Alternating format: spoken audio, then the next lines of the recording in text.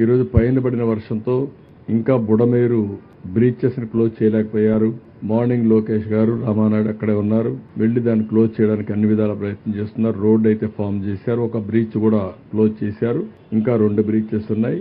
They are working on that. దాని కింద కూడా ఏమి ఉన్నాయో అవన్నీ వర్క్ చేయడానికి ముందుకు పోతున్నారు. ఇంకొక పక్కన ఎలక్ట్రిసిటీ అయితే ఏ సబ్ స్టేషన్ లో ఏ ట్రాన్స్ఫార్మర్ దగ్గర వాటర్ లేకపోతే అవి ఛార్జ్ చేసుకుంటూ ముందుకెళ్తున్నారు. సాయంత్రానికి చాలా వరకు కొన్ని వస్తాయి. నీళ్లుంటే మాత్రం ఈ షార్ట్ సర్క్యూట్ గాని లేకపోతే ఏదైనా ప్రమాదం ఉంటుందనే ఉద్దేశంతో జాగ్రత్తగా వెళ్తున్నారు. మున్సిపాలిటీ వాటర్ సప్లై కూడా ఒక పక్క ట్యాంకర్స్ 182 ట్యాంకర్లు పనిచేస్తున్నాయి. పెద్ద ఎత్తున వాటర్ కూడా సప్లై చేస్తున్నాం. ఈ 2 సప్లై చేస్తున్నాయి. ఎక్కడికక్కడ మున్సిపల్ వాటర్ సప్లై కూడా ఆపరేట్ చేయడం ప్రారంభించారు. దీనివల్ల 1-2 రోజులు ఆ నీళ్లు వాడడానికి వీలు లేదు. టెస్ట్ చేయాల్సిన అవసరం ఉంది.